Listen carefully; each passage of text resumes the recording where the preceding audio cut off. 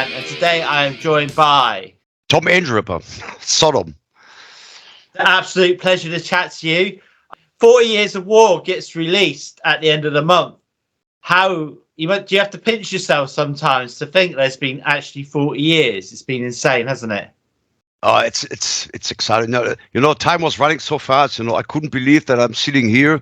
When we started in '82, we never thought about being in the metal scene for so long time.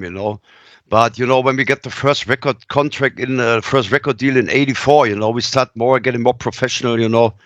But it's just a result of a hardworking man. I'm working every day with this project to keep the band keeping forward, and yes, it's a long time, but we had a lot of fun. Absolutely. And I love proper album covers, and yours are always killer.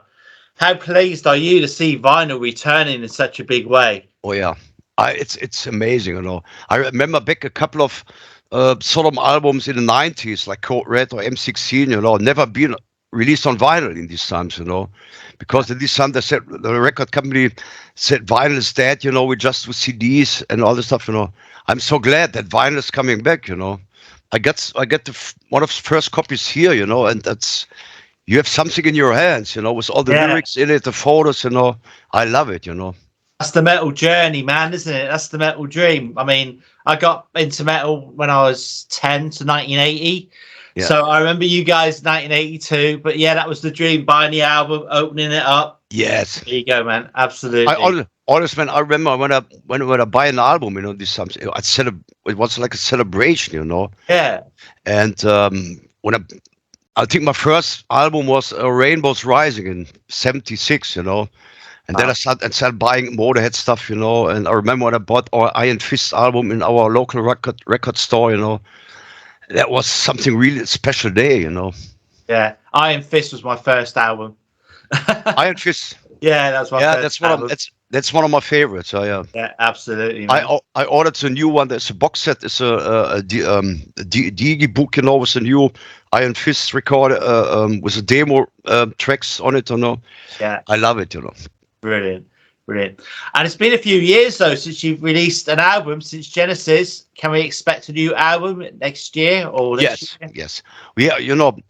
That's something. That's not a new. The record company says it's not a new album. It's just a compilation. We just choose songs from each album and re-recorded it with a current lineup. But it's not a new album. But we also prepared. I think now we have 3 or 4 songs finished. Brilliant. For the next album, and I have a lot of plans. I want to go.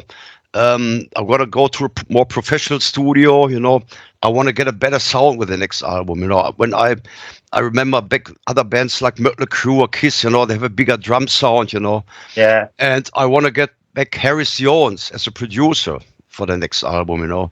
Harris Jones produced Persecution Mania and all the first records, Agent Orange and all the stuff. And yes, I hope when we get an option from the record company to release next year, it will be definitely before Christmas times. They're gonna release. Of course, there's lots to inspire you at the moment, isn't there? There's COVID, Russia, the war, wokeness. I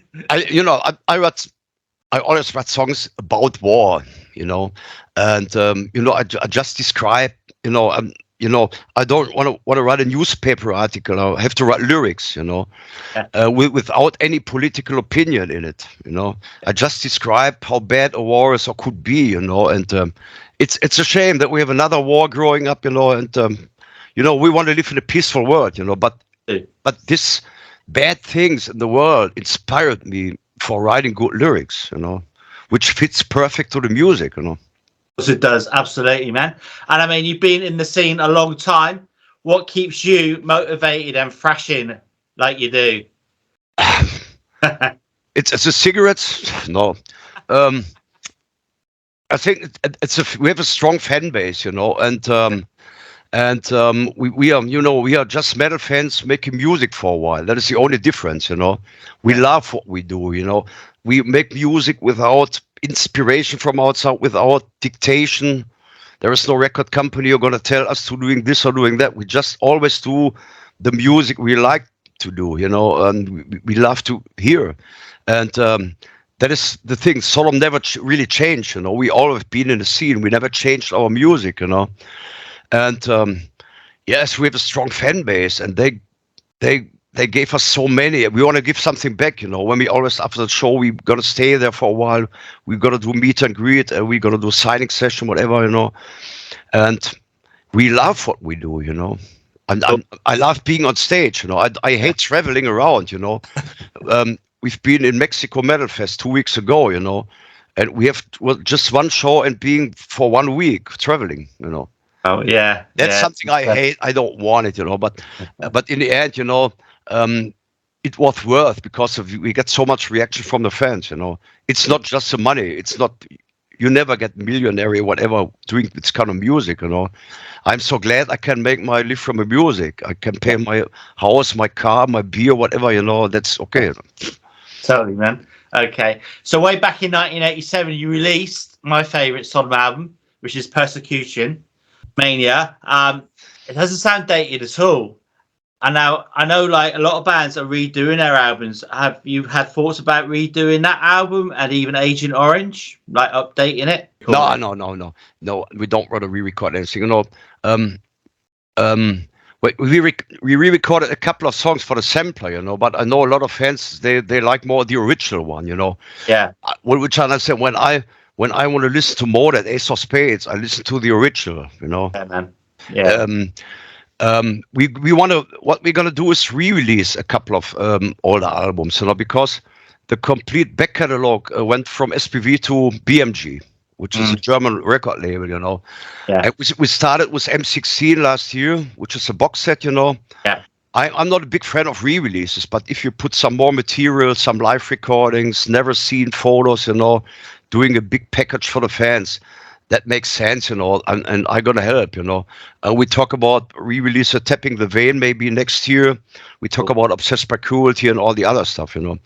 But re-recording a complete album makes no sense, you know. Yeah. Because you can't keep this magic of an original recording or the spirit, you know. Yeah, of course you can't. So have you ever thought of having like a Sodom Day festival? You know, like the Sabaton have their festival. Have you ever thought of doing that?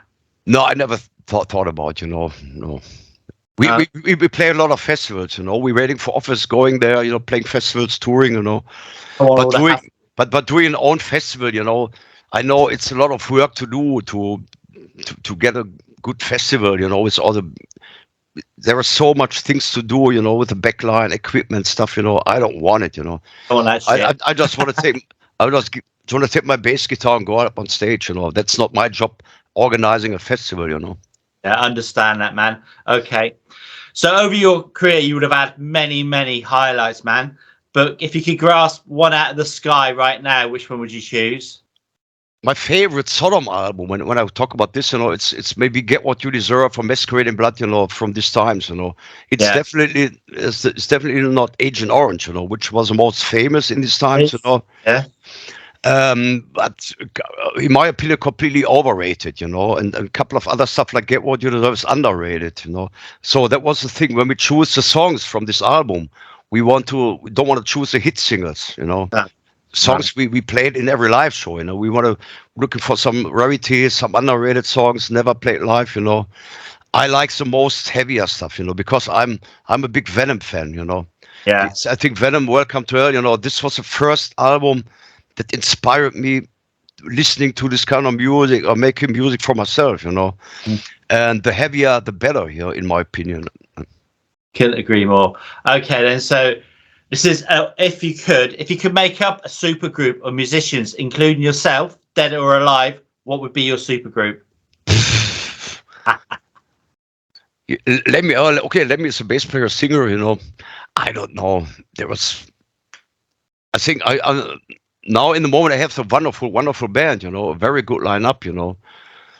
But yes, if I would choose a drummer, you know, for a super band, it would be definitely Paul Bostaph. He's one of my favorite drummers, you know. Yeah. And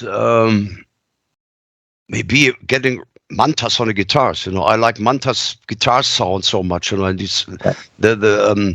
how he played guitars, you know, I like very much. I think Mantas and Paul Bossoff on the drums, you know. Metal has seen so many changes over the years, but you keep going strong. Why do you think this is? Yeah, I think the metal scene changed completely nowadays. You know, it's getting too commercial. You know, you can listen to or see metal bands in the TV shows. You know, when we start doing the music, we want to shock the people. You know, Yeah. but nowadays you cannot shock with No. Metallica, whatever. You know, it's getting too. Oh, it's getting out of control, in my opinion, because so many bands coming out every month. You know. Yeah. I like the younger bands that they want to do metal music, you know, but it's getting out of control. Heavy metal is nothing more special, like in the beginning, you know. In the beginning, we were against anybody, you know. We were against teachers, parents, establishment, trainers, whatever, you know. We want to make special music, you know. Yeah. But I think, but Sodom never changed. That's what I can tell me to myself, you know. We don't want to leave our fans disappointed, you know. We just do pure heavy metal, you know. And maybe Sodom is the last heavy metal band in the world, you know. And we're going to play live, you know. I heard some rumors that a lot of metal bands, they don't play live in the show, you know. There is coming the vocals from a computer, whatever, you know. Oh, man. If I'm not more able to perform on stage, I have to go, you know. All right, so talking about going then, what would you like Tom Angelripper to be remembered for in years to come? I can't answer this.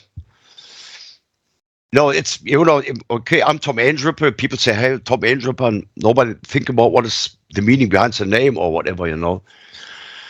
But, you know, I keep on going, you know. That's my life, you know. That's my job, you know. And as long as I'm going to stay healthy and creative, I'm going to do this, you know. I'd say you're a thrashing metal demon, all right? Yes, but I know sometimes the party is over, you know. I don't want to. Lemmy told once, you know, he want to die on stage, you know. I don't want, you know.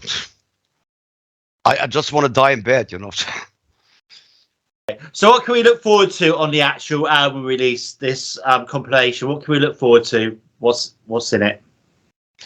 I think this coming out end of October. Later comes a box set, and the box set is also something really special. There is a book in it with all the original artworks. You know, I have a lot of high resolution scans from these artworks. I have some original at home, and we also have a lot of fan statements. You know, I want to know what the fans think about 40 years of Sodom. You know. Yeah. And they write down a lot of stories about their remembrance, experience when they listen to the Sodom to the first time, whatever, you know. And we get hundreds of them, you know. Yeah. But we have limited pages in the book, you know, so we put them all on a homepage or a Facebook, whatever, you know, when this album come out, you know. But it's just 40 years. For me, it's just a number, you know. Yeah. Yeah, it's a long time, you know, but we keep looking forward, you know, and we start writing new songs for the next album. We plan a live album next year, and we have so many ideas, you know. Yeah. And when we get an option from a record company, we'll bring it out, you know, in this next year, you know. Excellent. All right, so it's just 5 questions now, either or either, yeah? So the first one is Oktoberfest or Wacken? Wacken. Yeah, but Wacken is the same like Oktoberfest sometimes, you know. I like to play Wacken. It's years ago I played in Wacken. You know, we have the Corona, and 2 years before we don't play there. You know, I've been in Wacken so many times in the beginning in the 90s, and we always had a great time. It was always the biggest audience, you know. And if you go on stage, you know, you see 100,000 people waiting for the headlining band, not for us, you know. But it's always a big experience, you know. But I've never been to Oktoberfest, you know. No. I've never been there. Okay. Next one is bratwurst or beer? Both. Yeah. Cool. You know, but you know, the German beer is the best one, you know. That's but it's a good combination, a good German bratwurst, you know. Yeah. But a good one, you know, and a good German beer, it's perfect. You know. Saint or sinner? I'm a sinner. Yeah, because, you know, the whole life is a sin, you know. I smoke, I'm doing this or doing that, you know. but I'm still alive, you know. Vinyl or digital? Vinyl. Obviously. And the last one is Accept or Rammstein? Oh boy, that is a good question. You know. I like Rammstein, you know, but yes, I'm a metal fan. You know, I like Accept, you know, especially the old ones, you know. Yeah, man. But Rammstein is the biggest band in the world, you know, nowadays, you know.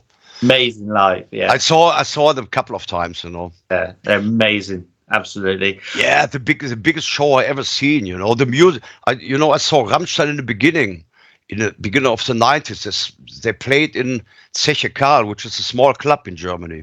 Yeah. It was a good show, you know. There wasn't a big show, just the band playing their music, you know. Yeah. But nowadays it's getting bigger and bigger, and it's amazing, you know. It is. But I like Accept. Too cool, brilliant. Well, I want to thank you so much for your time. Hopefully, we'll catch you on tour in the UK or over in Belgium, something like that. Do you have any final words for your fans, our viewers, and listeners? Yes, we want to come back to UK, you know, and we're supposed to play last year. I forget the festival name, you know. All right. I think now the Corona stuff is gone, you know. We can do our job, you know. So we can play worldwide, you know. We want to play everywhere, you know. Yeah. And I think next year we'll book a couple of shows also in England, you know. We always had a good time there, you know. Yeah. We played in Underworld, it's an amazing club to play there, you know. And yes, I want to thank the fans for the support all over the years and decades, you know. Okay. What is the band without the fans, you know?